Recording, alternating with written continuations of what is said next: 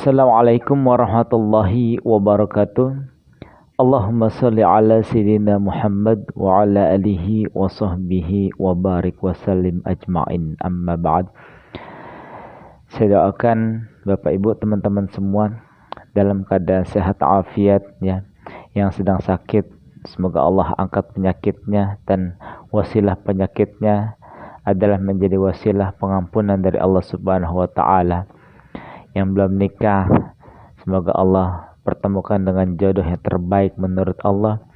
Yang belum punya keturunan, semoga Allah segera berikan keturunan yang saleh dan soleha, dan seluruh hajat-hajat kita Allah kabul, amin ya Allah ya rabbal alamin.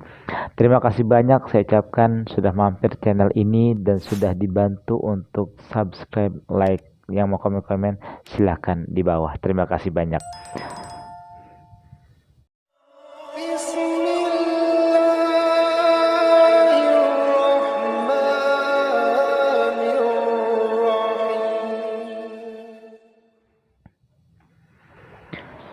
Allahumma salli ala sayyidina Muhammad wa ala alihi wa sahbihi wa barik wa salim. Seperti biasa, pada video kali ini saya ingin memberikan satu kisah ya.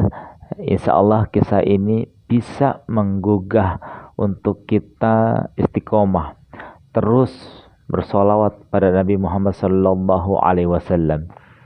Kita ketahui jutaan keajaiban pernah terjadi bagi orang-orang yang melaksanakan atau membaca sholawat kepada Nabi Muhammad sallallahu alaihi wasallam. Dan memang sholawat adalah salah satu solusi yang Allah persiapkan dari dahulu sampai nanti, bahkan ya, bagi orang-orang yang berpegangan kepada sholawat, mereka sudah pada tempat yang baik, amalan yang dahsyat luar biasa. Dikisahkan ada, mohon maaf saya katakan beliau orang miskin ya. Mohon maaf lagi-lagi, beliau orang miskin. Satu waktu ada majlis taklim ya. Biasa majlis ini menggunakan speaker ya, menggunakan speaker luar yang kedengeran kemana-mana. Ulama ini ya, sang guru ini di dalam majlis taklim tersebut, di pertengahan majlis sedang membahas tentang sholawat dan fadilah sholawat, keutamaan sholawat. Kata beliau, salah satu dari sekian banyak, kalau kita mengamalkan, membaca sholawat, maka Allah akan turunkan ya, minas sama ya, rezeki dari langit.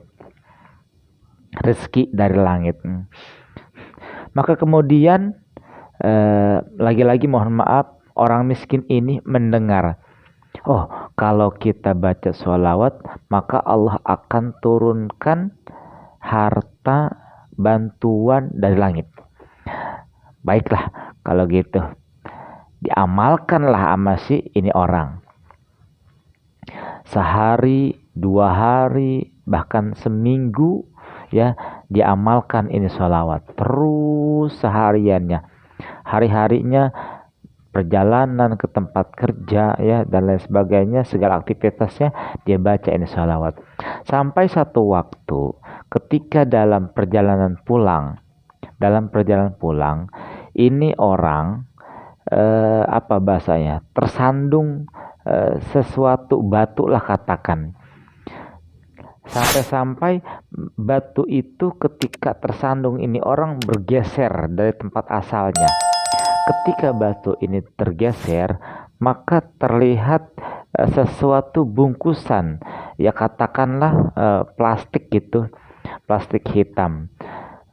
Begitu diangkat, diambil ini plastik sama ini orang, dibukalah itu ikatannya, terlihat di situ katakanlah berlian, cincin, kalung, semua itu berharga yang kalau dijual itu cukup uangnya besar. Nah, tapi dia ingat Kata Ustadz, ya kata Kiai kemarin di pengajian itu ketika dia jalan pulang, kata Kiai, Allah akan turunkan rezeki di langit. Dalam hatinya ini orang, ini bukan rezeki saya. Saya yakin Allah akan ngasih saya berkah sholawat rezeki dari langit. Ini dari tanah. Maka ini bukan hak saya. Maka ini berlian, kalung, cincin, dia bungkus lagi, dia taruh di situ. Ditimpah lagi sama batu. Dia pulang. Sampai rumah, dia cerita ke istrinya. Kalau tadi di perjalanan, ya, dia kesandung batu, di bawah batu itu ada emas, berlian dan sebagainya. Kata si istri, kenapa abang gak ambil? Ya. Oh jelas dong, aku gak ambil sebab kata aku mendengar Kiai di pengajian kemarin, kalau kita baca sholawat, Allah akan turunkan rezeki itu dari langit. Sedangkan yang aku temui tadi, itu dari bumi. Berarti itu bukan rezeki aku. Dalam ya, kata si istri, abang ini itu rezeki kita bang. Nah ternyata di tengah diskusi ini, ya, ada didengar oleh tetangganya. Nah, si miskin ini punya tetangga, mendengar diskusi obrolan si miskin ini sama istrinya ke bahwa tadi tuh, ya, kesandung batu ada emas, berlian dan sebagainya. Nah, si tetangga ini, tetangga si miskin, ngedenger ciri-cirinya, tempatnya di mana, seperti apa bentuknya, bungkusannya bagaimana. Nah, maka kemudian tetangga ini, ya, sama istrinya buru-buru tuh dia ngejar. Benar, begitu sampai di lokasi, benar apa yang tadi dikatakan oleh si miskin. Nah, kemudian dia ambil ini bungkusan, begitu dibuka itu bukan berlian isinya, melainkan apa? Binatang-binatang berbahaya. Ya, katakanlah itu ular, ya, kalajengking dan sebagainya. Maka kemudian ini si tetangga kesel. Wah, bohong ini tetangga kita, kata dia. Ini orang miskin ini bohong apa yang dia ngomong. Maka kemudian dia kesel, lalu kata tetangga yang julid nih, ya, bagaimana, kata istrinya, bagaimana kalau ini kita lemparin ke tetangga kita tadi tuh. Maka kemudian dia naik, begitu ambil tangga, dia naik ke atas rumahnya, dia lemparin itu bungkusan tadi, ya, dengan harapan binatang-binatang ini melukai itu orang si miskin. Apa yang terjadi saat si miskin dengan istrinya ini diskusi, ya, yang tadi dilihat oleh tetangga julid ini bentuknya bukan emas melainkan binatang berbahaya, ketika dilemparkan oleh tetangga yang ngambil tadi tuh, jatuh ke rumah si miskin, itu rupanya bukan lagi ular, bukan lagi binatang berbahaya, tapi apa? Sesuai pertama yang dilihat oleh si miskin, pertama nemuin. Allah karim. Ya, ini kisah asli terjadi. Sampai seperti itu. Makanya dari kisah ini kita ambil pelajaran. Jangan pernah menyepelekan sholawat yang begitu dahsyat luar biasa. Ya, mungkin hari ini belum membuktikan sesuatu, mungkin minggu ini, mungkin bulan ini belum bisa menghasilkan sesuatu, tapi yakinlah Allah tidak pernah bermain-main dengan atas nama kecintaannya kepada kekasihnya, yaitu Nabi Muhammad SAW.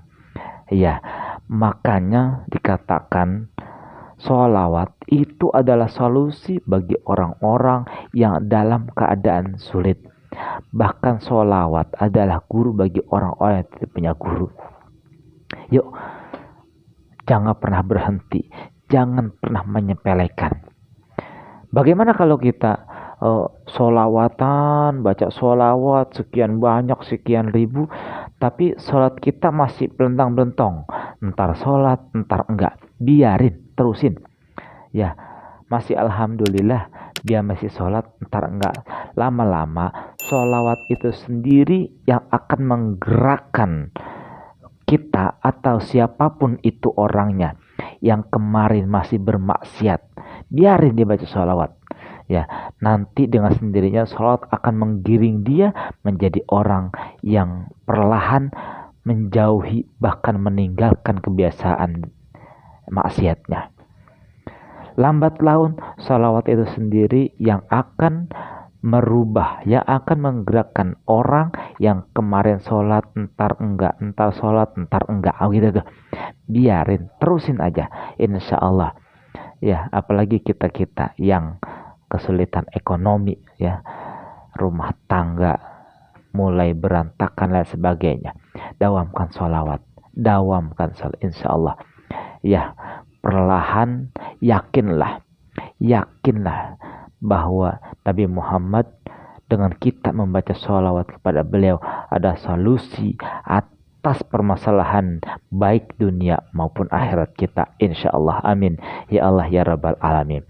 Baik, itu saja satu kisah yang Allah karim, dahsyat, luar biasa. Mudah-mudahan bermanfaat. Terakhir, seperti biasa, lagi-lagi terima kasih banyak sudah dibantu untuk di subscribe, like, dan komennya silakan di bawah. Yang mau testimoni silakan ke WA saya atau email saya. Ya, silakan ceritakan di sana. Boleh voice note atau ditulis, boleh, silakan. Insya Allah akan banyak orang menanti kisah kita, dan mungkin dengan kisah kita yang kelihatannya tidak ada faedah, tapi bagi orang banyak, bagi orang lain, insya Allah sangat berfaedah dan bisa menggugah mereka untuk menjalankan sholawat seperti yang kita lakukan dan orang-orang lain. Terlebih, sholawat salah satu amalan yang tidak pernah dilepaskan oleh ulama-ulama terdahulu, insya Allah. Ya, terima kasih banyak. Kurang lebih yang mohon maaf. Saya Irwan Albana. Assalamualaikum warahmatullahi wabarakatuh.